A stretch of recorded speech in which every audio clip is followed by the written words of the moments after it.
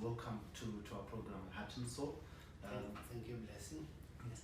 Engineer, the country at the moment is a fuel crisis. Can you just give us an update what the crisis we are looking at, the depth of the crisis that we are looking at? From the point where I'm standing, where I am regarding Noic as chairman of Noic, which is the one responsible for the infrastructure, for bringing in the fuel into the country and for the storage of the fuel in the country.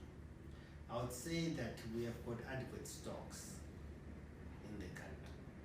But most of the stocks which we hold those stocks on behalf of international oil companies like IPG, like Glencore, those sort of international companies. And we hold the fuel in bond. It's actually in bond. So it has got to be paid in foreign currency. So our major problem has been foreign currency. And also the issue of raising letters of credit so that fuel can be procured by government. In some cases, most of the letters of credit are raised through RBZ, but they have got to be underwritten by prime banks. And most of the prime banks are Western banks. And because of sanctions, they are not in a position to raise letters of credit for us. So you paint a picture where the crisis that we have fuel, we are holding fuel, and the nation doesn't. The service stations don't have fuel, but you have the fuel and you're holding it in bond. Yes, we have got a fuel in bond, but also of late, I'm pleased to say that there's a lot of fuel which has been going into the market. I've got the statistics which I can give you. Last Friday there was we actually released over 5 million into the market. Also the price disparities between what we sell, what is sold on the forecourt and what is obtaining on the black market.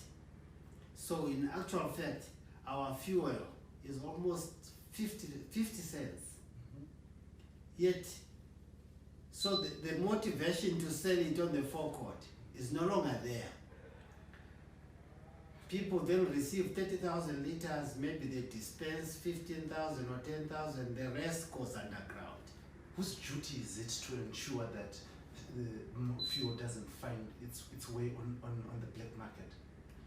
It's the duty of all of us, but particularly of ZERA. They are the ones who are supposed to do the policing. But it's very difficult to police all the service stations. There's so much indiscipline in the country at the moment. There's so many people doing whatever they want to do. So that has actually inconvenienced a lot of the motoring public. So do you think that we are going to get to a point where we actually have a solution to this crisis and not have queues at the forecourts for fuel? We are working on strategies to flood the market. Mm-hmm. And it's going to be two-pronged. It's not a question of just availability of fuel. It's also the pricing of fuel. When you look at our fuel at $5, let's say $5 or $4.97 or $5 something, RTGS per liter, that's a fraction of what it costs in South Africa or even in Zambia within the region. So you have got, it's not quite even when you cut across within the SADC region. So eventually when there's price stability throughout the region, it means that